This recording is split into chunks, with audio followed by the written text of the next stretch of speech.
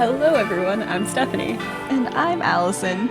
And this is Nerd of the Week, a randomly generated fandom podcast coming at you live after power outage and appendicitis. Only one of us had appendicitis, though It both was of us me. had a power outage. Yeah, you're the problem. It's you. I am, in fact, the problem. Everything's We'll forgive fine. you this time, though. Alright, only if the generator will forgive me too. I forgive you, Stephanie, and wish you well. And the word of the week is revolution. Thanks, generator. I appreciate it. Your well wishes mean so much to me. And straight to business with revolution. Woo! Woo! Alright, I have Google's definition of revolution up and ready. Okay, I don't have Google's definition, 'cause I have my own. Alright, I'm ready.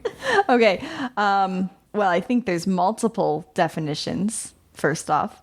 One That's of fair. them, revolution as in a turning of something completely around an axis. Oh, As okay. in the revolution of the earth around the sun. Oh, okay, I didn't even think of that one. Ooh, I did. Ooh. Sorry. That was very... I don't know what that was. Hoity-toity. Ooh, Kaiba, I got you now. Okay, and then probably the more obvious definition that I think we both thought of was a social or political uprising and complete restructuring of how things work. That was not very professional of a definition. But You had me in the get first point. half. Both are a noun for the definition. One is a forcible overthrow of a government or social order in favor of a new system. Ooh, I think I kind of did Yeah. get that, though. Yeah. No, I think so. The second one is an instance of revolving. All right. Which I think is supposed to be you're going around on an axis. When I expand it out, they have a better one, which I feel like should have been the first one. But the movement of an object in a circular or elliptical course around one or around another or about an axis or See, a that's center. kind of what I was going for. Gosh, Yeah. I really am getting pretty good at these definitions, though. You I'm are. hitting the key points. Yeah, I just an instance of revolving. Yeah, I guess you're right. Technically, Yes. And Fine. the sentence is one revolution a second, which you're right, but also I need to point out the pictures again this time, because when you just Google revolution definition, there's like, I think it's supposed to be the American Revolution, some kind of painting, and then there is three guys who are playing, like they look like the band for an army, like Yeah. another type of painting. And then there is like clip art of a dude with his arms upraised in front of a speaker, and there's like people with like signs, and so it's like clip art revolution. But the one that I need to point out, which isn't the clip art, is just it's all red, and then right in the middle of the image is in white bold text, "What is revolution?" And that's it. Well, gee, what is revolution? And that's what it gives you. And that's the image. I think it's probably like a link to a video or something, but I just crack up that that's the one that it pulled. Yeah, it's not very good. No. The other three, they sound pretty good. Yeah, they're pretty legit. They pretty make sense. spot on. Yeah. Yeah. But just it's like having the word just right there. That's not a visual Also, indication. it should be what is a revolution? right. Come on, where's the grammar here? Jeopardy rules. Come on. Ask it like a question. Fine. All right. Well, what is revolution? All right, Allison, Shall I what is tell you? Let me recount the ways of revolution. I shall. All right, so the thing I brought this week, let's see, I won't give a preamble. I'll just tell you what it is, and then I'll give my thoughts and commentary. The preamble comes after the amble. You know, wouldn't it be wild if I just started discussing the thing, and then at the very end I tell you, and this is what it's called, so And you this know is what I'm the name talking of about. the media. No, I'll tell you the name first, though. It is the movie Marie Antoinette that was directed by Sofia Coppola and made in 2006. Okay. Are you familiar? I mean, I'm aware of Marie Antoinette, but I don't know that I've actually seen this movie. Oh my gosh, I'll have to make you watch it sometime. All right, fair enough. I rewatched it this weekend in preparation for this lovely podcast of ours. Oh, man. And it made me remember how much I love this movie. Oh, gosh, okay. It's just, it doesn't seem like the kind of movie that I would really like. Or maybe it does. I don't know. But you do like the aristocratic, that kind of era with the fancy outfits and the fancy manners of speaking with like a titch of like beheading at the end. This makes sense. Oh my goodness. Okay, yeah, I guess it does make sense. But like everything about it, I just like as I was rewatching, I'm like, yes, that is my aesthetic. That is all me. This is so good. Huzzah.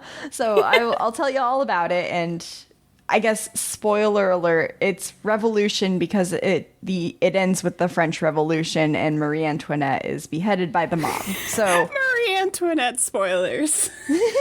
in case you didn't know. This actual human being got beheaded.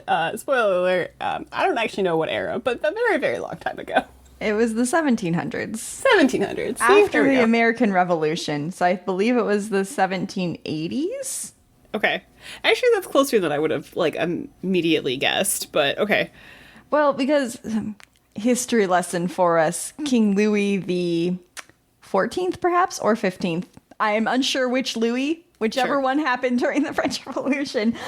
He's the one who signed the order that we should give funds to the Americans for the revolution against the British, because he didn't like the British. And so he said, we must do anything in our power to not let the British win. Okay. And there was also stirrings of like, but isn't that weird of having our citizens raise their taxes so that we can support an anti-monarchy revolt? So I think that was kind of like little seeds of what maybe started the French Revolution. Sure. Because then afterwards there was huge monarchy, sentiment. Hence all the beheadings and killings of the monarchs. That makes sense and probably not the best move that guy could have made. I think there were a lot of moves that were not the best from him. Yeah, but that's fair. That's kind of beside the point, though. Actually, most of this movie does not even focus on the revolution. It's really just like the last 15 minutes that there's any sort of hint of revolution, really. Oh, really? Okay. It starts back when Marie Antoinette is just but a girl. And she actually comes from the Austrian Empire. She was the daughter of Marie Theresa of Austrian Empire fame, I suppose. Okay. All right, sure. And I think she's like 16 or something. And there's an arranged marriage between her and Louis to secure a, what's it called? That thing where the countries are at peace Political with each alliance other. treaty. Yeah, those. Both of those things. An alliance by marriage. Yeah, okay. So anyway, she's sent off to marry Louis to say that Austria and France are going to be okay with each other. Okay. The way that the first scene is kind of portrayed out, she's basically traveling from Austria to France, and right at the border they have created like this fancy little campsite. I call it a campsite because literally it's just a tent in the middle of the forest on the border, but it's like super fancy. Like they've got cushions and like bearskin rugs and literal chandeliers hanging from the inside of this tent. Okay. And they say like it is a customary gesture that any new wife who's not already French, when she crosses the border, she leaves everything behind from her old life and comes out only French. So Marie Antoinette, she wasn't called Marie Antoinette at the time. That's her French name. But whatever. We're going to call her that because I don't remember what her original name was. Fair.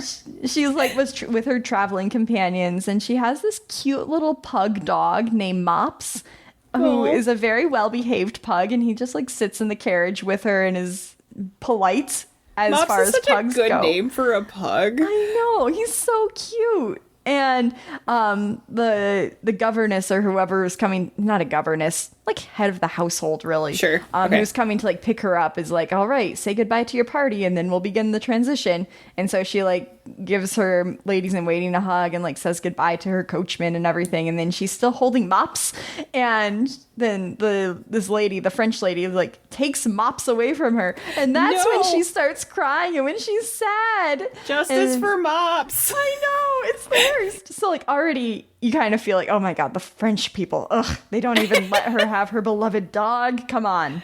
Oh, rude. And then whoever had done the styling and the makeup for this, and also the costumer, they did a most excellent job, I must say, because like you can definitely see a style difference between Austrian Marie Antoinette and French Marie Antoinette. Like she definitely somehow looks younger when she's in like her Austrian getup, and then like definitely looks like older and more mature when she's in the French getup. Sure. Actually, let me tell you, it's Kirsten Dunst who plays Marie Antoinette. So like already, I would say like fairly youthful looking person. Right. But just like the way they were able to do her makeup and her hair, like, oh, it's so impeccable. They were miraculous. And also, as someone who kind of gets into historical fashion and like costume accuracy, I think they did a really spot on job with the costumes as well, from like what I know about the subject, which I'm not an expert, but from what I know of the subject, I think their costuming is like spot on, really, really good, really, really well researched. So like definitely she has like an Austrian style dress, and then it is like definitely very French style when she comes out the other side. Okay. I'm sorry, I'm harping on this scene too much. It's really not that important in the grand scheme of things. But anyway, so then she like makes it over to like Versailles, obviously the big castle in France. There's a bunch of people like waiting for her. Also, there are French dogs that some of the members of the household are holding, and they're like these like gross looking poodles. I say gross because they actually have like the tear staining in their eyes. I'm like, why couldn't you get a better looking poodle for this role? Oh no. I mean, it was groomed up nice, but like it wasn't like super fancy or like super well kept up. So I don't know what they were doing. Bougie poodles for our movies. We do. We so do. And I think they also have like a Pomeranian or something. Like, I don't know, just not cute little mops. It's not the same. Justice for mops. Yeah, I know. Actually, I'm going to jump ahead real quick. At some point, Marie Antoinette is like talking to her advisor, who's been like her faithful companion and stayed with her all the way from Austria. Like he was allowed to come with her. Basically, he's just kind of like the political correspondence in France for Austria, but he advises her a little bit of what to do. And at one point she says like, and is Mops on his way yet? And like the political advisor, he's like, I'm working on it, Your Majesty. Like, you can tell he's definitely not, but she's just like so looking forward to having her little puppy back, and he's never coming. It's so sad. Oh, that is so sad. However, there are many scenes where there are many dogs that she has around her. So the head of household, she'd said something when she made her give up Mops of like, you can have as many French dogs as you'd like. And oh boy, does she get French dogs. She has a whole herd of them running around, and they're all yipping and yapping and getting underfoot. And she does not seem to have the same affection for them as she does for Mops, which is also very sad. Also very true. There's always that one dog that, like, just you love a little bit more than the rest of your dogs. I guess so. That's why you should only ever have one dog at a time, is my philosophy. But anyway. Also another feature of dogs, there is a whole pack of beagles that they have for hunting, and in some of the hunting scenes they get to make a big racket, and I think they have a good time running through the fields. Like, good you can boys tell and girls. They're very good boys and girls. They had a good time. Also some real nice horses in the movie as well. And there's, oh my gosh, the sweetest little lamb at one point. Like, you know those lambs that have like the black noses and the little black feet? They basically look like doodle puppies. Do you know what I'm talking about? Yeah. The real curly ones. Oh, they have one of those, and she's so sweet. Oh my goodness. We'll get to that in a second too. Okay. So the reason Allison likes this historical drama is not because of the historical accuracy, but the dogs. I understand. Actually, no, though. That was it's just a highlight, and I took note of it. But anyway, let me continue telling you about Marie Antoinette. All right. Okay, so, oh my gosh, I'm so sorry. Another thing that I took note of from like Austrian versus French, they tried to make the Austrians seem like, oh my gosh, they're like so benevolent and like so conservative in their dress and like very humble people. And the French, they're just like so flamboyant and like not a care in the world, and like they're all bougie and aristocratic. But it's like, you know, the Austrian court was also bougie. Like, Right. there's no way that they were like, oh, I'm just a humble servant of the people. No. They had the whole Austrian Empire. Come on now. So I think their portrayal of the Austrians is not great, but it was to make a point that the French were a little eccentric at this time. So to highlight that, apparently when Marie Antoinette is dressed in the morning, this is like one of the major scenes, whoever like is in high ranking order within Versailles or within the court itself, they're able to like have these like certain, like they call them dressing rights or something like that, where they can come and like help her get dressed for the day. And like the higher position, like the more important the right is. And so like there's this one episode, gosh, it's not a series. There's one part where there's some princess that's allowed to like help her put her, basically like her slip on essentially. So she's standing completely naked in front of all these people, and like she's not comfortable with this at all. And right as this princess is about to put the slip over her head, another person comes in who's of higher rank. And they're like, all right, and now you must properly greet her. And the rights go to her now. So she gets to put it on. And then one more person comes in who's of even higher rank. So the whole thing has to happen again. And luckily they don't like continue doing that. But like they did it just enough times to get the point across. Right, yeah. And luckily, like Marie Antoinette at this point, she like says, this is ridiculous. Like she is not about this Versailles lifestyle yet. Yeah. But she's being forced into it. As time goes on, well, first off, the old king dies, and so then she and Louis get to be king and queen for real instead of just the prince and princess.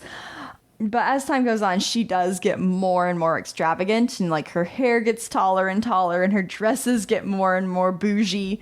There's a little bit of historical inaccuracy with like her, like, quote, shopping scenes. Like, she never goes shopping, but people bring things to the palace for her to look at and pick what she wants. Sure, okay. And some people have, like, criticized, like, everything else was so historically well done. Why did you do this for this scene? But it was, like, just to highlight, like, how outlandish things were getting. Yeah. And so she has like these, like a 3-foot tall hairdo that her stylist has come and done for her. And then like she has all these fabrics that are just like thrown across the floor, and like they have all these different shoes all piled up for her to look at. And of course there's sweets and cakes and candies and everything wonderful. And I think this is part of the movie that's like really my aesthetic, because it's like so over the top.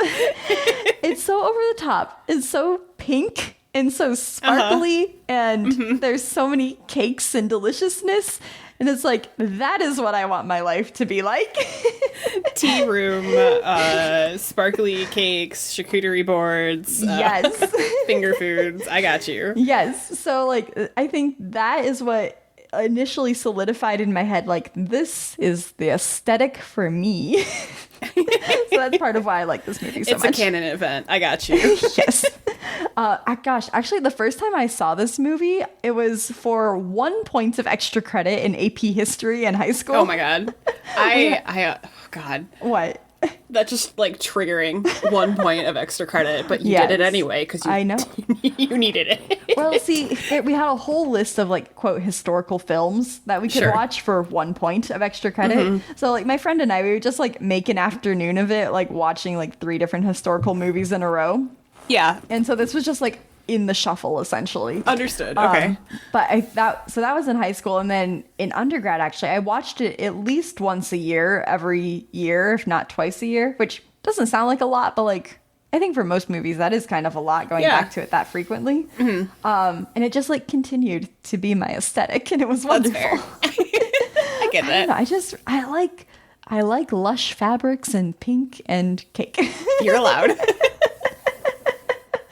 So, I don't really remember where I was going with this, but I will continue on. Onwards. There's also a little bit of drama because Dun, dun. her mother keeps writing to her, and she's concerned for her position at Versailles, even though she's like crowned queen of France, because she's not yet produced an heir. Yeah. And they depict that in the movie in that Louis is just not interested in her because he's too much of a dullard to realize that like they're supposed to produce an heir. So he just like he lays in bed and reads his books. And honestly, then she like mood though. and she just sits there and like eats sweets, and he's like he's nice to her, and like one of his hobbies apparently is that he likes to make locks and keys. Like what a random hobby. I don't know if that's true or not, but it might be. Huh. So in this one scene, he's like reading this book about locks, and he like leans over and shows it to her, and he's like, look, these are wooden locks, and they were used by the Egyptians 1,000 years ago. And she's like, oh, that's interesting. Like in a sweet, caring way, and then like eats a macaron. Right. And it's just like, you guys are so silly. But anyway, then her mother keeps writing to her, and it's like, it is the woman's job that she should be most amenable to all things that the man wants, and just like, ew. Then eventually her brother, who's now the Emperor of Austria, comes to visit, and he says, I'll have a talk with Louis, don't you worry. And he's like, you know what, Louis? Sometimes romance is a little bit like locks and keys. Oh, God. And that makes it work for Louis somehow. You just gotta get the hobby in there, and then all of a sudden we're into it. Okay. Right. So anyway, then Maria's fine because she has a son. Or no, she doesn't have a son. She has a daughter first, unfortunately. Oh, yeah. So it's a step up, but still not exactly what they wanted. They want a male heir because that's how apparently everything has to works. be. Yep. Yeah. And she has this one scene where she's like, well, little baby, you weren't what I was wanted, but you will be mine, and I will love you. And she like spoils this little baby. She loves her so much. This is also the era where you've probably heard that Marie Antoinette had like a little like fake farming village on Versailles. I don't remember what it's called. I feel so bad. Yeah. But have you heard of this? I have. Okay. There's a random aside because it feels like it needs. The things I know about Marie Antoinette came from the Nancy Drew video game that like revolved around Marie Antoinette. What? Yeah. There's hang on. I'm gonna real quick. Drew. Treasure in the Royal Tower, and you're trying to find her tiara or something, and it's in like an old French castle or something like that. But they have all this random tidbit information about Marie Antoinette. This is where I have my historical knowledge of this woman. Okay. Well, I mean, probably not the worst. No, and it was, from my understanding, was as factual at the time as it could be when the game came out. Anyway, sorry. Okay, cool. No, I think you've got some good background there, then. My Nancy Drew. Yeah. Hey, solid. So anyway, she has this like little farm village, and it's not really like a farm. Like she's not really a peasant. It's still like kind of hoity-toity, like fine country house kind of thing. Right. But like she has these nice little gardens. This is where the cute little lamb comes in. Mm-hmm. And she wears these like summer dresses, like these really like light linen kind of dresses instead of like the big fancy silk court dresses, essentially. Mm-hmm. And she has her little daughter out there, and she's like, oh, look, do you want to feed a daisy to the lamb? And it's just so cute and so like hashtag cottagecore as Yeah. well. Like Marie Antoinette was the original cottagecore. And she like brings her friends around and they're like, oh my gosh, you have to taste this milk. It's fresh from the cow. And look at these eggs. And we're going to have this wonderful salad from the herbs in the garden. And it's just like, oh, it's so wonderful. It's exactly like what I would want on a picnic nowadays. It's wonderful. During this time as well, there's more drama, hashtag drama, because she meets a certain member of the army from Sweden who is Count Fersen. In the movie, it apparently like embellishes it a little bit, their relationship, because it sounds like in real life, again, granted, I don't know Also, a lot who about this. knows for 100% certainty too, right? Well, that's true. I mean, I guess there's like letters and diaries and accounts and things, but Sure. yeah, you're right. We can never have true historical accuracy or knowledge. We can only have historical assumption. So anyway, this Count Fersen, he apparently in real life like helped them escape from the mob for a second. Or, like there were plans to have him help them escape, and like he was a fine confidant of the whole family or something like that. Sure. But in the movie, they do end up to be secret lovers, and she like this is her like fun time away from Versailles when she's at the country house essentially, and then something happens that like causes her to need to go back to Versailles, and like she doesn't really return back to the countryside. Unclear exactly what forced her to stay back, but she's just like in this one scene like just wandering around this drawing room that like everybody is sitting in, and like Louis is playing cards with some of the other court members, and the ladies are just like gossiping about nonsense, and like she's not even really interested in the food that they have there anymore, and she's just like longingly looking out the window. Aww. And just like it flashes to a daydream of like Count Fersen like going into battle, and he looks really fine. I think the way that they depict what she's feeling, it makes a lot of sense for like how old she actually was, which I think she was only like 18 to 20 really during these events. Sure. So like quite young. Yeah. And like what is a young person to do in such a high ranking position where you can have anything that you want? Right. Yeah, So I'm not I going to think- be like the most put together. I was not at 18. Yeah, Make me right, the right. monarch. Oh gosh. So I think they do a really good job of like presenting how one might feel in such a position. Let's see. Well, eventually she does have a son. The heir is produced, and Huzzah. everyone's happy. However, they're not actually that happy, because this is kind of where we finally get the stirrings of the revolution, and like her spending has gone off the charts. Not just hers, but like everybody in the upper Right. echelon. Like they're just wasting money on things. And there's like the scandalous article of like someone claimed, she said, let them eat cake. And she's like talking to her ladies in waiting of like, but why would I even say that? Like she's is dumbfounded like why people are saying these mean things about her, because she does not feel malicious towards the people. Right. And I guess like she and Louis like don't realize what the real political happenings are until it's too late, essentially, is kind of how the film makes it look. Yeah. Which I'm sure again is not historically accurate, but it's like they never had any ill intent towards the people in the film. They just like didn't realize what was going on because they were stuck in Versailles, essentially. I think that's kind of true. I think they, like, I don't know for sure, but I think they were kids, right? And they didn't know better, and this was the life that they were just given, so they were just living it, and they did not understand what exactly the ramifications of all the things were, and there were all those other major players, like, behind the scenes that then made them the scapegoat, so they wouldn't get beheaded.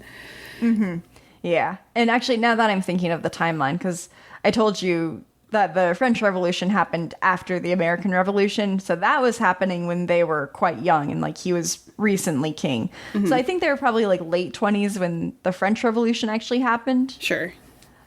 Listener, if you have any qualms with my historical accuracy, go look it up yourself, okay? Allison coming in hot. Like, I'm sorry. I don't care if my dates are correct. This is not my historically accurate podcast. If you want my real historical dates, go listen to my other podcast. It's called The Coffee House. That was such a shining, glowing recommendation for your other podcast. She's more historically accurate on that one, I promise. This one we're not supposed to get things right. I have sources for that one. This one is just my babblings about things I like to watch. Anyway, so the whole thing kind of ends with everybody, basically, they're asking everyone to evacuate Versailles for their protection, except the king and queen, they say, no, we're going to stay here. We need to, like, put on a front. We can't be, like, hiding. Mm-hmm. So a mob comes. One of the guards, like, rushes in, and they're like, we have to hide them. They're coming to kill the queen. I think they were coming to kill everybody, but, like, they specifically say the queen. So they, like, go and hide in a little dungeon, and then there's glass shattering, and the mob is coming in. They break, like, through the outer doors, but not, like, fully into Versailles. Okay. And for whatever reason, Marie Antoinette goes out on the patio and, like, looks out on the mob, and she, like, does this really, like, humble bow of, like, I'm sorry, you guys have got the better of us, you win. But the mob's not having it, and so eventually they do end up fleeing. They get into a carriage and, like, escape out the back, essentially. But as we know, historically, they were eventually caught. I think Marie Antoinette was imprisoned for a little bit of time before she was finally beheaded, and that was, like, the big start of, or at the very start of the Reign of Terror, which is when everybody was being beheaded, and yeah. So, anyway, other than the end, which is kind of sad. That downer part. The rest of it. Yeah, if only no one had to die. Yeah, right. Yeah, but other than that, I think it's a real fun movie. Oh, gosh, one quick thing. Okay. The soundtrack also very much like my aesthetic, because it's like a mix of, like, classical music that would have been written in France at that time, which I love, adore, really cool. As well as, like, some kind of, like, modern, like, ethereal piano music, kind of. Okay. And then also, like, some random rock music. Okay. Which is fun. And gosh, they have this, what's it called? Masquerade ball that they go to. And, like, they're dancing to, like, however French people danced at the time, you know, like, kind of those group dances. Do you know what I'm talking about? Yeah. They do it in Pride and Prejudice a lot too. Yeah, the ballroom dancing with, like, the choreographed dances. Exactly. So, like, they're dancing like that, but then it's, like, rock music that's in the background in the soundtrack, and it's just a very fun dichotomy, and I really like that kind of thing. That's cool. So that also makes me happy. Gives it, like, a modern twist to something that makes it more relatable. Yeah. So, I hope this was a shining review for this podcast. Yeah, for this podcast as well. For this movie. Because I think it's a good time. So, yeah, that's all. It sounds like you. Anytime you describe anything as pink and sparkly, I immediately go, yep, Allison. Yep. And I'm not ashamed of it. Never apologize. There's nothing wrong with liking pink and sparkly things. Thank you. All right, I have a quote for you. Please tell it to me. All right, a revolution without dancing is a revolution not worth having. Well, geez, I might know where that's from. All right.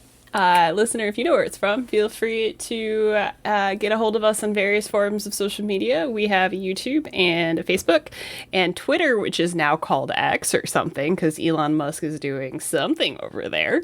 Wait, do we still have it? We still have it, but I don't know what's happening. I'm not managing the Twitter at the moment. It's kind of... I think it just automatically posts, doesn't it? Yeah, it just spirals out of control. So, you can tweet at us or whatever the new word for tweeting is, but, Instagram and Facebook and YouTube are better routes of commenting on our social media or our website. Yeah. You can look us up with hashtag Nerd of the Week or NOTWP. And we love to hear from you. And you can use the hashtag Justice for Mops. Yeah, Justice for Mops. Because I'm distraught. That poor pug. He was a good boy and he deserved better. Yeah. Gosh. Oh, well. So I am finally telling you about Star Wars. Oh my gosh. Today of all days. It's finally happening. I'm going to regale you of Star Wars, the first one. Just the first one.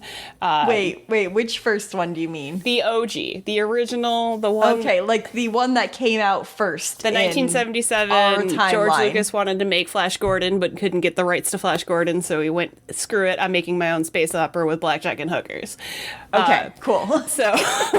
So not the first one as in episode 1. Right, this is episode 4, technically, because nothing had to make sense in the Star Wars series.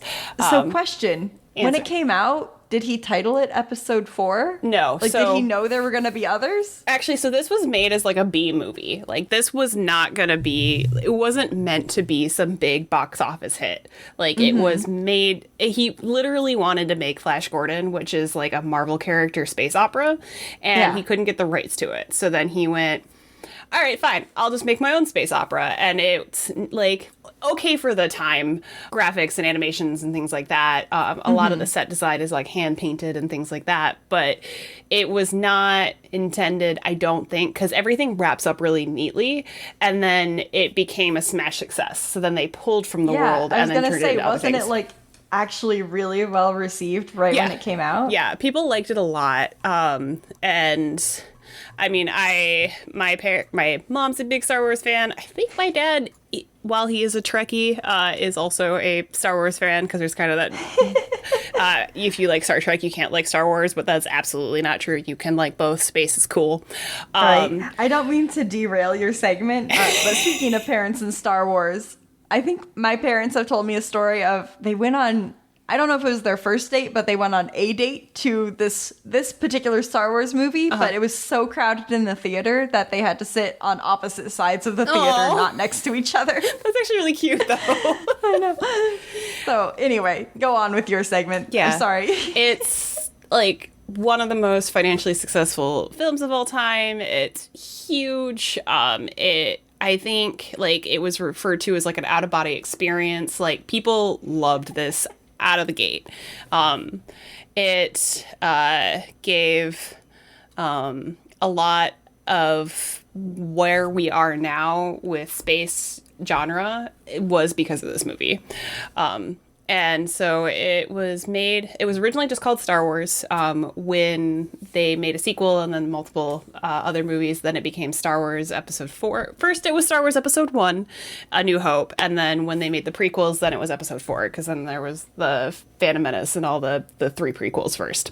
But it's A New Hope, or just the OG Star Wars, made in 1977, written and directed by George Lucas, produced by Lucasfilms and 20th Century Fox.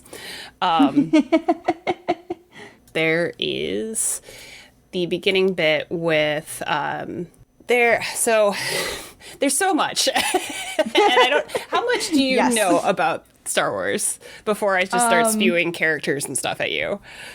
I know Darth Vader was Anakin, but then he was turned to the dark side. He used to be a Jedi. And then Luke is his son, and Luke is also Leia's twin. Yes.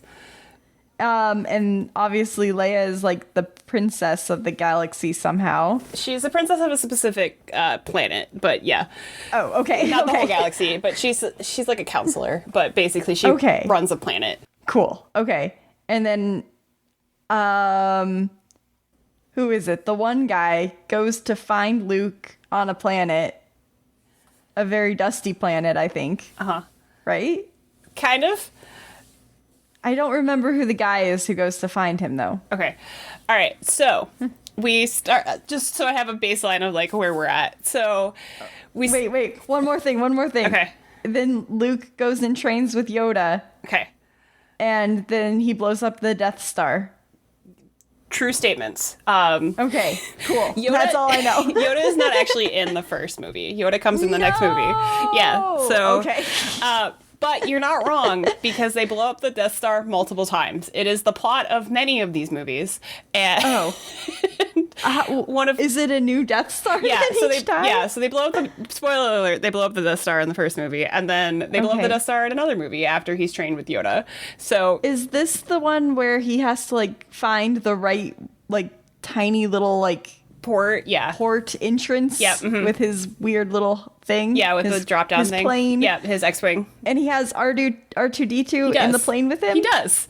Yeah. Okay. Yep. Luke, Luke, you've turned off your targeting system. What's wrong? And then he uses the Force to make the shot. Okay. Well, that's about all I know. Okay. That's actually more than I thought you knew.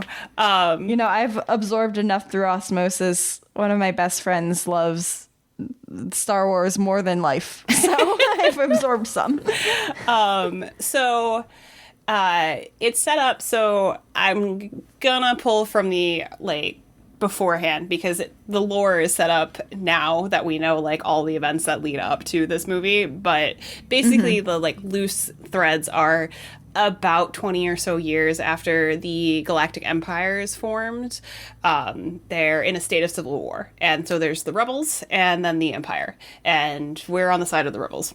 So the revolution, we're trying to overthrow the Empire because the Empire are the bad guys, and the Rebel Alliance won their first major victory. A bunch of Batarians died for plans. I don't remember really what the plans are, other than I think it's the Death Star plans. I think it's the map of the Death Star. And so there's a whole movie that came out years and years and years later to explain this one offshoot line of a bunch of Batarians died to get us these plans.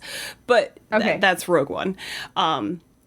But so they have the Death Star plans, and so Princess Leia Organa is basically, if not the leader of the Rebel Alliance, she's high up in the Rebel Alliance.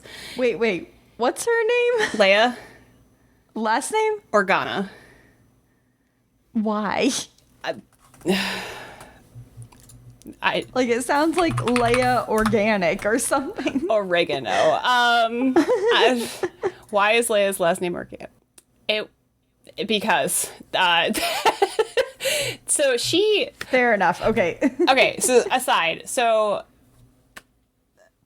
Anakin and Padme are Skywalker. So there's Anakin Skywalker, who is Darth Vader, who is Leia and Luke's actual father. He has a relationship, affair kind of, with Padme, who is a councilwoman. I don't remember her exact title, but basically she's high up in the political structure of this universe. And they get pregnant, and then she has kids right as Anakin is turning to the dark side. She is going into labor when he chooses to try to murder everyone, and basically kills off a bunch of kids who were training to be Jedis, does a lot of sketchy, not great stuff, and Padme dies of a broken heart. She's so distraught that her lover could do this that she just is dead. There's more to it, but that's the broad strokes. The last thing she does is name Luke and Leia. And so Luke, they decide that keeping them together, because Anakin knows he is having twins, keeping them together is more dangerous than separating them. So they get separated. So they don't know they're twins. And in fact, I don't think that was a plot point in the original movie. It only comes up later at the next couple of movies, because they actually kiss in the first movie, and it's a whole thing. But isn't that to cause jealousy against whoever his face is? Han Solo. I can't remember his name. Yeah, Han Solo. A little bit. But there was definitely the guy gets the girl kind of undertones that they were trying to set up with the first movie. But then once I think George Lucas took a better look at his world, he decided this made more sense, and he liked this part of the plot. Because they have a full, lip to lip, it would be awkward if they knew they were siblings kiss. But also, they didn't know they were siblings, so you kind of let it slide. But, regardless. So, Obi-Wan Kenobi is Anakin Skywalker's trainer. And so he was his Padawan, which is Jedi terms for like his student. And so Obi-Wan Kenobi gets Leia to the Organas, which is basically Alderaan's royal family, because he's that guy owes him a favor, more or less. And then Luke goes to his uncles, which are Uncle. It's not Uncle Ben. Uncle Beru. I'm gonna do it. I'll get there. Uncle Owen and Aunt Beru. And Owen and Beru, I believe, are related to Anakin's mother. So they're actually Luke's uncle and aunt, but they separate them in that capacity. But they figure if one kid is on Tatooine and one kid's on Alderaan, they're too far apart for Darth Vader to find them and then corrupt them at all. So fast forward. Sure. Okay. That's kind of the background. So Princess Leia gets the plans into R2-D2. So she sneaks them onto him before her ship gets boarded by a Imperial Class 1 Star Destroyer. And so she tells R2-D2 and C-3PO, so the two robots that are in like all of the movies. They're kind of like the same characters that you see through everything, so they're kind of like your touch point of like what the heck's going on, and like your everyman of like learning about the world through them. But there's R2-D2, and he needs to get to Obi-Wan Kenobi, because Obi-Wan Kenobi then can get the R2 unit to the Rebel base, and then the Rebels can blow up the Death Star. She gets captured. R2-D2 and C-3PO get into an escape pod on the ship, and then they dip. And there's like a scan of them being like, there's nothing on that ship. So it must have just like accidentally deployed. So the robots are not like flagged down. And then they land on Tatooine, and C-3PO is a like posh, he's a translation robot, and this man, he says, this robot's gonna get me into a heck of a lot of trouble. And that is like the whole plot, because R2-D2 is like a little droid on a mission, and he is a little bit of a kamikaze, a little bit like just will find a way to mess things up, because he has been given a task by Leia and he will not stop.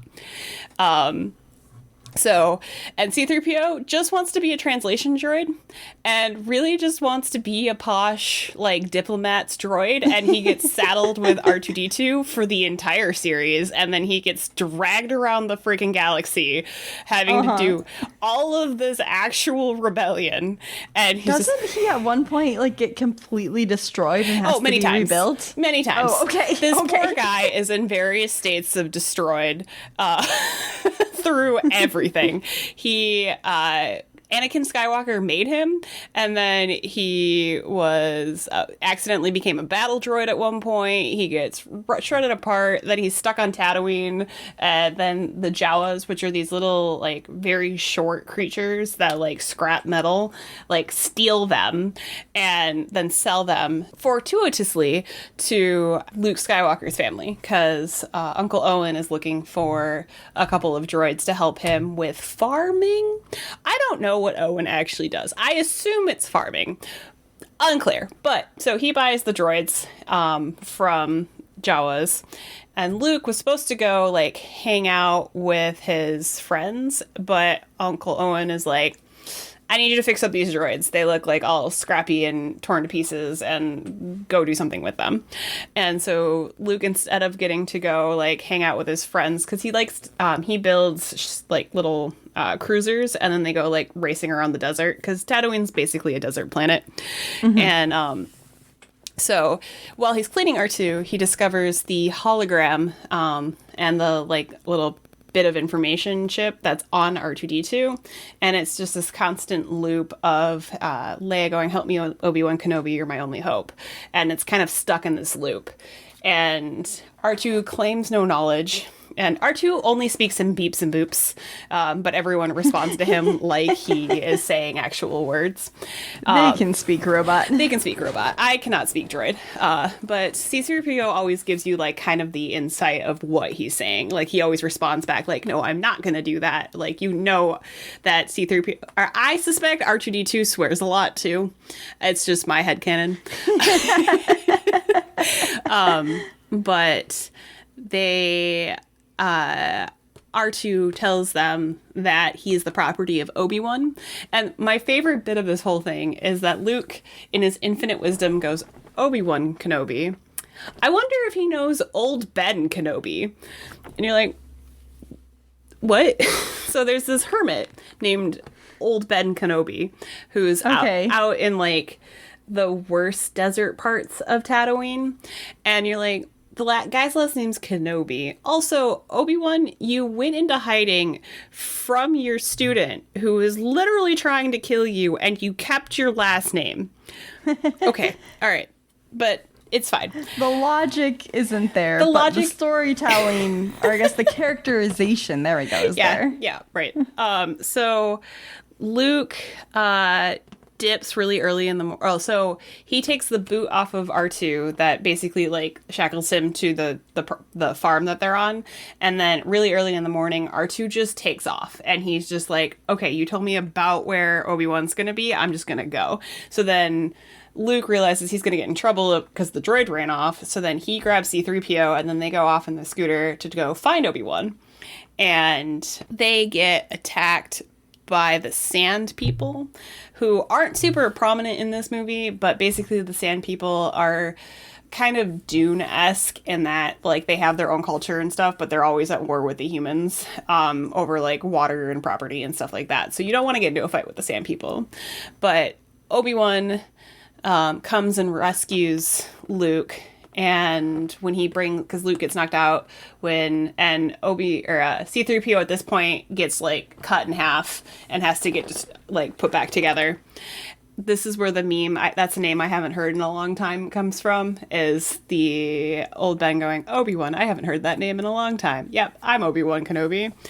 And then he immediately takes Luke back to his like little shack in the desert and tells him that he has his father's lightsaber, and Luke is just like super trusting of this random old dude that he met out in the woods, basically, and is like, you knew my dad? He fought in the Clone Wars? Oh my god. And then just starts like messing. Wait, the Clone Wars were before? Yeah. I thought Clone Wars were after all of this. No, okay. So the Clone Wars happened during Anakin becoming a Jedi.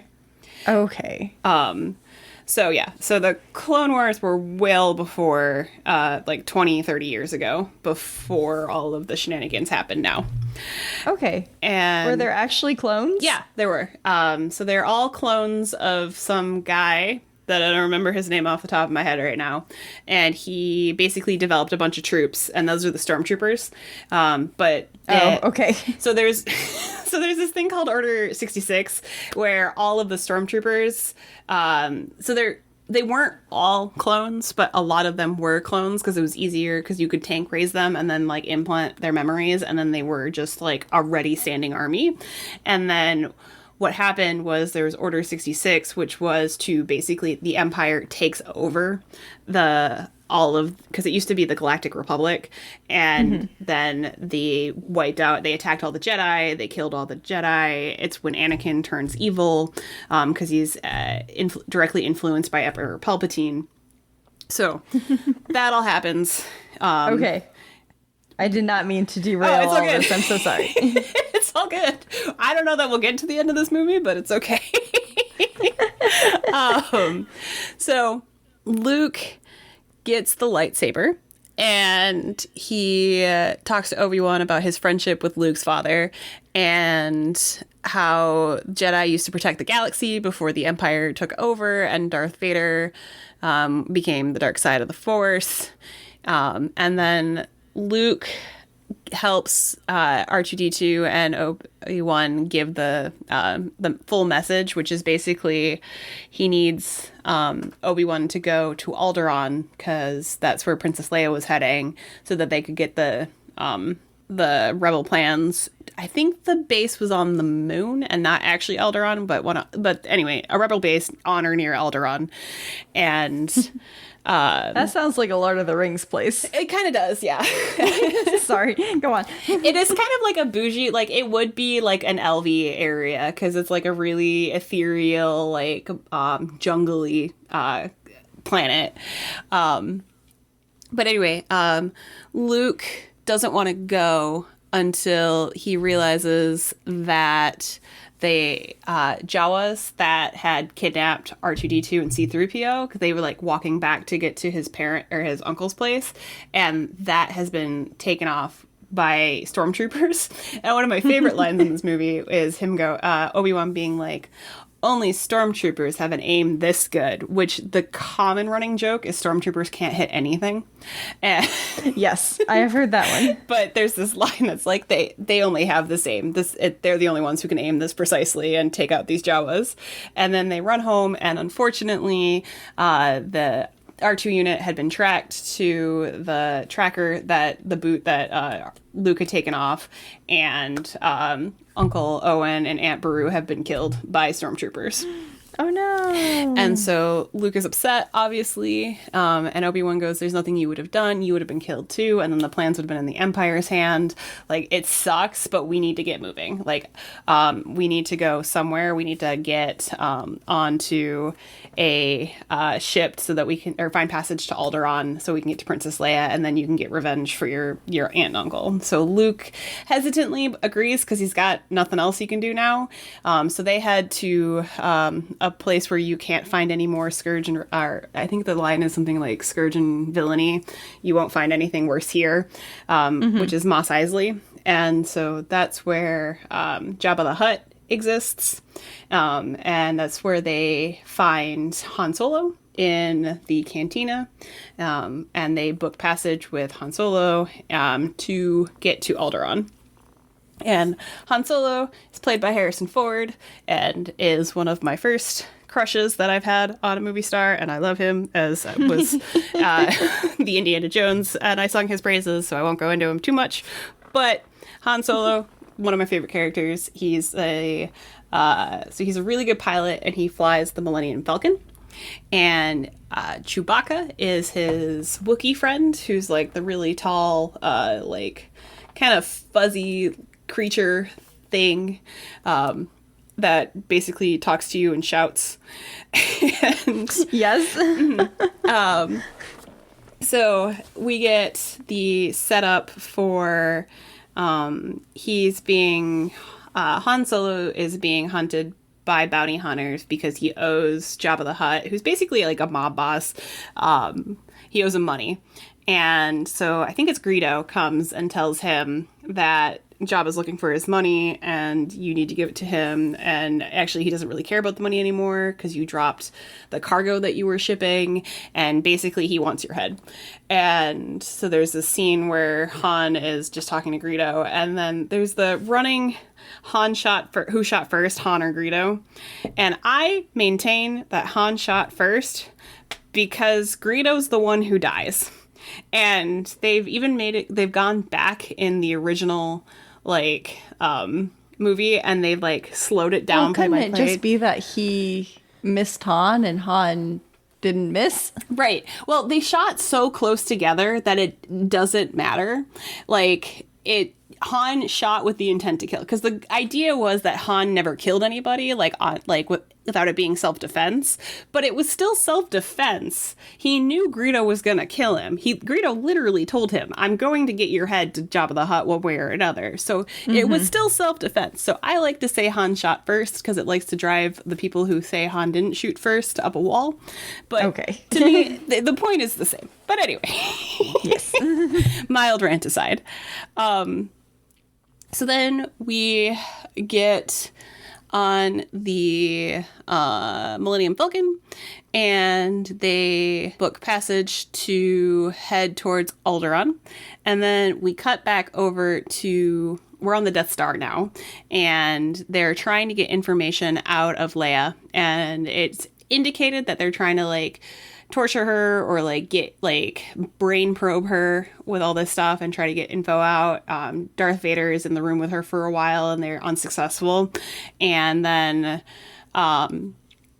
they finally, I don't remember the name of the general, but the general of the Death Star itself takes Leia up into like the command center and shows them Alderaan, and he's like, I was going to show a display of power by destroying the rebel base, but I guess we can blow up your home planet of Alderaan instead. And No. Leia's like, we're peaceful, we literally don't even have weapons. And he's like, well, then you can tell me. So then Leia finally submits to giving him the information, and then he goes, Mwahaha, I'm evil, and he still blows up Alderaan. So they get the information and then Alderaan explodes. Okay. And then we get back to Obi-Wan going, like, feeling like an entire planet of people just exploding. And then they light warp into the area where Alderaan should be. And Han's like, there should be a planet here. And then they have the scene where they're like, well, let's head to that moon and see what's going on. And as they get closer, they get, I think it's Obi-Wan who says, that's no moon. And they realize it's this big spaceship, space station. They're like, it's too big to be a space station. It's the size of a moon. And they get stuck in the tractor beam and get taken in. Uh-oh. And then we learn why the Millennium Falcon is cool. So he can't get out of the tractor beam pull, but he has all these extra little like hidey holes and stuff because he's a smuggler. So they hide throughout the ship. And then when they get boarded, they take over they overpower a couple of stormtroopers who come up on, and then they hide themselves in stormtrooper getup. And so then they look like stormtroopers, and they realize what happened to Alderaan, and Obi-Wan can sense Leia on the ship, on the Death Star. So he's like, you guys rescue the princess. I'm going to go figure out how to turn off the tractor beam. So Obi-Wan just F's off in the other direction and is like sneaking around the ship. And one of my complaints with this movie is there's no guardrails anywhere on this ship. And there's like these god-awful, like, 100 feet drops with these narrow little passageways. And wait, side note, isn't that where Darth Vader dies later in a different movie? In a different movie, yeah. Okay. And Luke falls down one too. Like, it's just a whole thing. And like there's these just tiny little passages, and you're like, there had to have been like so many people would have died this way. And like just thinking about me walking and tripping over nothing, and you walking and tripping over nothing, we would have died just walking through the Death Star. Oh no, that's why it's called the Death Star.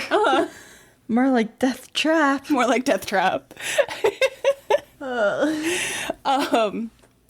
But so while Obi-Wan's zipping around and hiding behind walls that I would have fallen and died into the pit of despair with, Luke, Han, Chewie, and then the droids end up in like a different area, and Luke convinces Han and Chewbacca to rescue the princess when R2-D2 tells them exactly where she's being held up. What was that now? R2-D2. Words are hard, okay? And he's like, think of all the money you could make if you save a princess. And Han's like, all right, fine. And so C-3PO and R2-D2 get left behind in like basically like a closet, and Luke, Han, and Chewie head down into the detention block, and they do the like whole like pretend prisoner gambit where they, because Chewie clearly doesn't fit in stormtrooper getup because he's so big, so Luke and Han are dressed up as stormtroopers, and then Chewie has like fake handcuffs on. Wait, isn't that where it says, aren't you a little short for a stormtrooper? Yep. Okay. Yep. This is the area. Okay.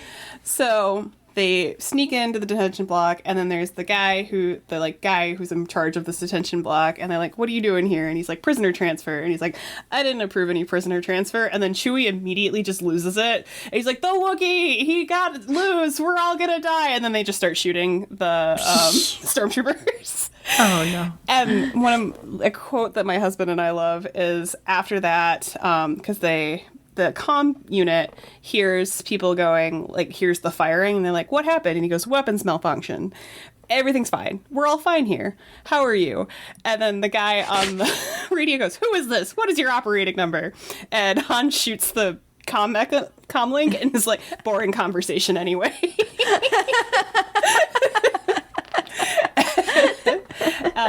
Luke goes barreling down to find Princess Leia. He opens the door, and that's the, aren't you a little short for a stormtrooper? And Luke's like, listen, lady, I'm here to save you. And she's like, all right, never mind, let's go. And he's like, I'm here with Obi-Wan. We're here to rescue you. They kind of Leia takes charge, and because she knows the layout a little bit better, so they're running away. The stormtroopers that came down from the conversation with Han start to chase them. They escape into a trash chute or a garbage compactor or something like that, and they are stuck in there for a little bit as the trash compactor starts to like get smaller and smaller, and they're shouting for C-3PO on the comm link to like find them and shut down all the trash compactors. They, like, in the nick of time, they aren't like smushed, and they're rescued. They get out, and they are making it back to the Millennium Falcon. Obi-Wan has successfully shut down the tractor beam, and meanwhile, Darth Vader has sensed Obi-Wan's presence on the ship because they're connected by the Force, and so then they end up in a... Sure they are. The Force. It's just an excuse for plot. You're not wrong. We don't have time to get into the midichlorians, but boy howdy, you'll be mad. Sounds like a laundry detergent. It really does. Wipe away your bloodstains with midichlorians.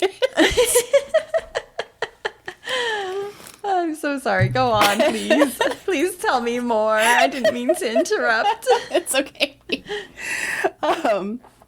So Obi-Wan and Darth Vader get into a battle, and then once Obi-Wan sees that Luke, Leia, Han, Chewie, the robots are safe, he basically self-sacrifices and just like getting all of the attention on him and lets Darth Vader win so that they can get away. And so oh no, Luke watches Obi-Wan get got by a lightsaber, but he disappears. Wait, is he gone forever? He has died. But he's also a space wizard, so he comes back as a ghost later in later movies. Oh, okay. But he's essentially been killed by Darth Vader. Is it a little bit like in, again, Lord of the Rings, when Gandalf sacrifices himself to the Balrog? Kind of, yeah. He doesn't come back in the same way as Gandalf, but he still is like a present force in Luke's life afterwards, because you can still like communicate with him and give him guidance and stuff through the Force. I mean, communication's all you need. Really, yeah. Right. And then there's like ghosts later. There's Force ghosts later, which is like a projection of your soul. Force ghosts. Yeah.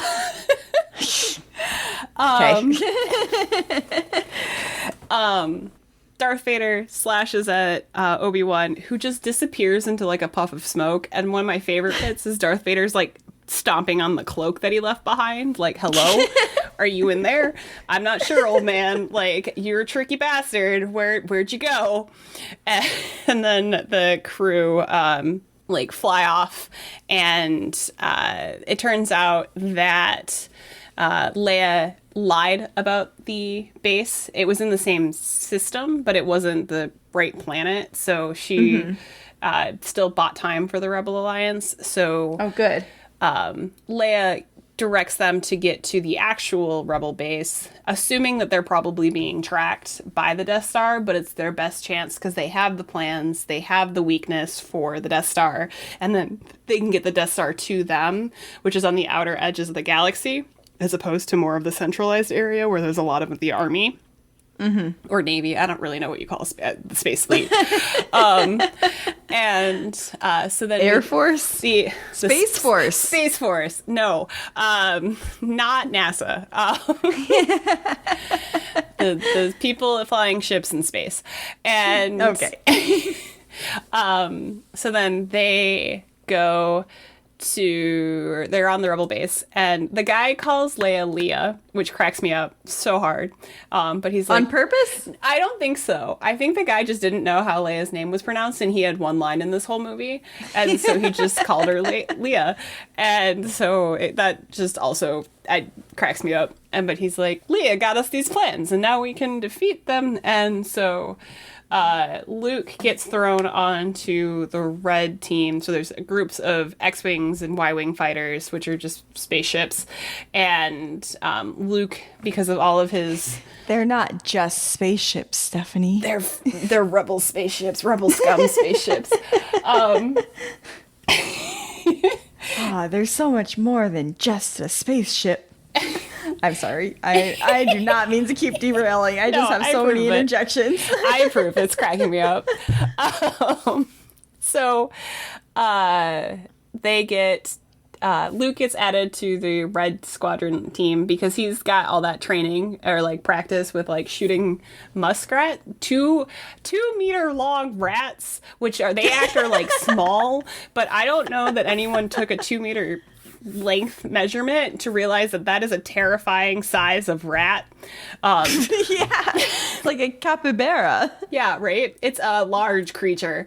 Rodents of unusual size. Rodents of unusual size on Tatooine. But the reason I bring it up is that Luke is like, yeah, I can hit something that small because that's what I used to shoot. Because there's a tiny little duct that is like an airway, or it's not an airway duct, but it's like some kind of MacGuffin plot device that if they can get the beam into it, then it'll overcharge the reactor and then the Death Star will explode.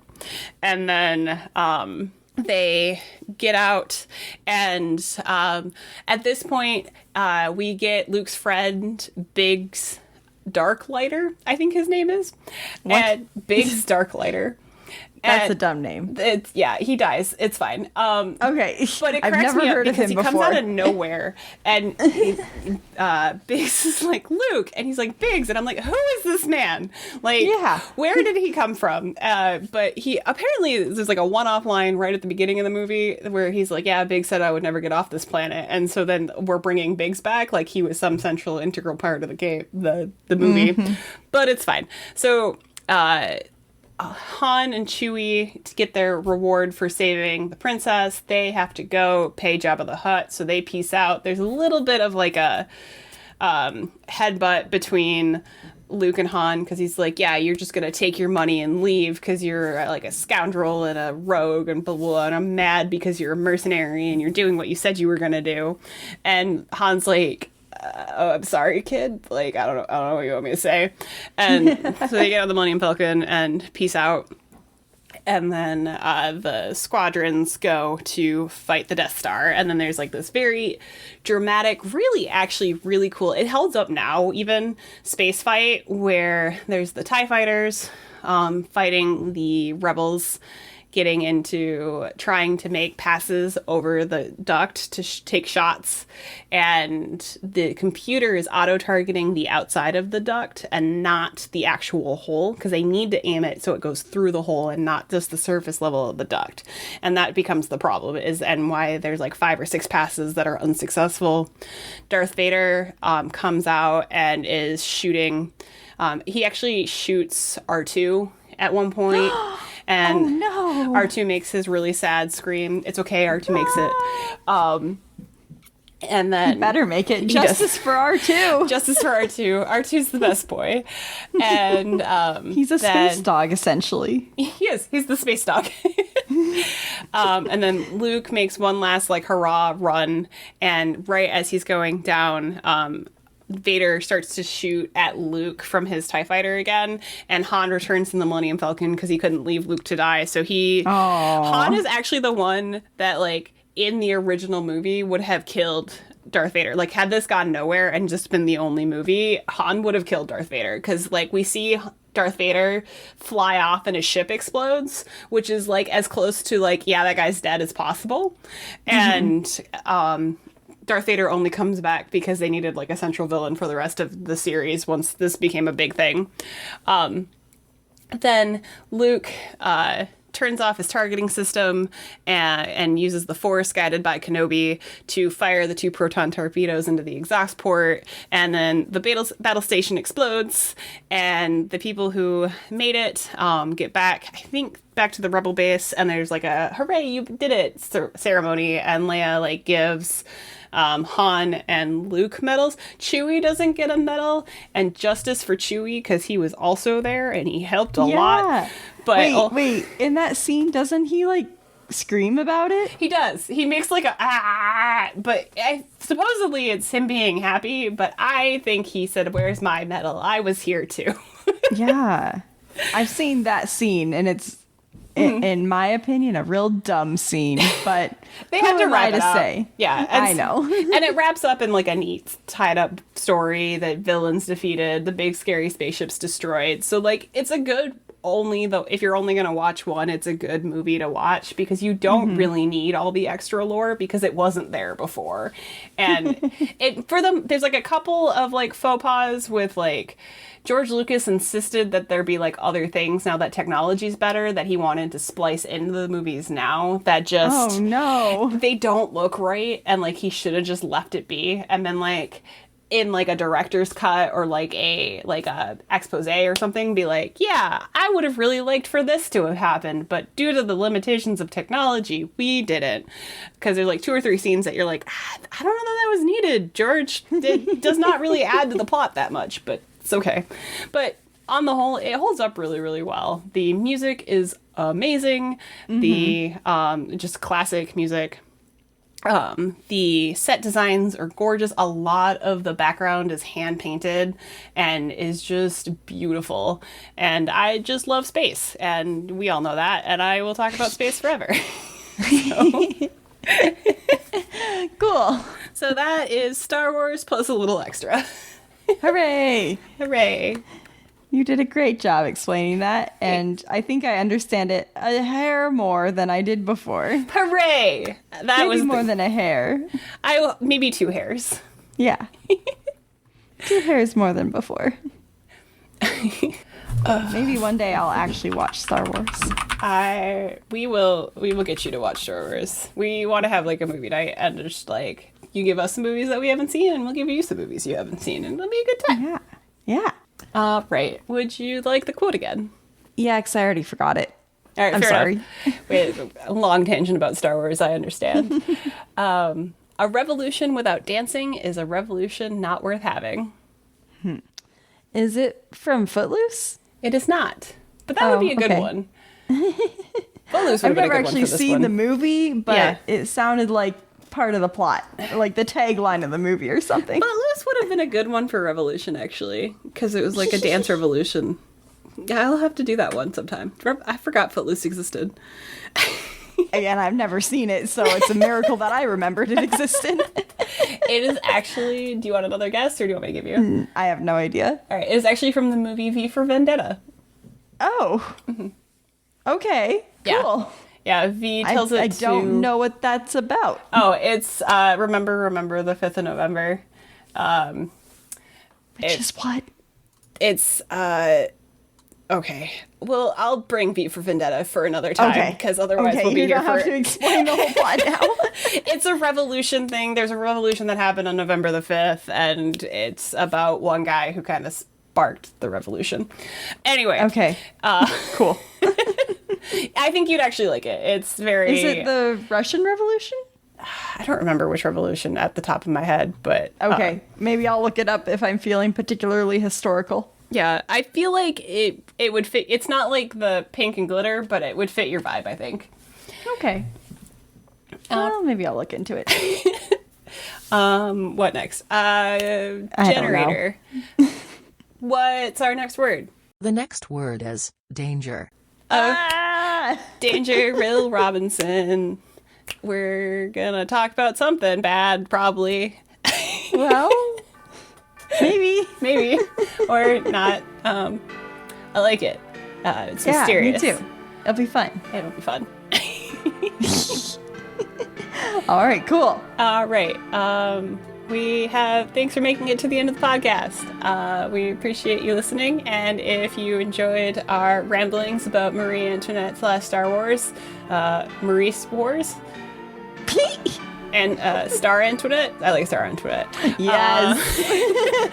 Then feel free to share with a friend and pass it along so that we can grow this podcast.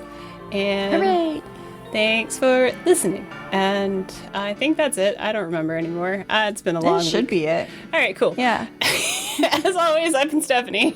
I've been Allison. And we continue to never be a pyramid scheme. You can count on that. Truth. We only speak truth here. Well, All right, goodbye. all right, bye.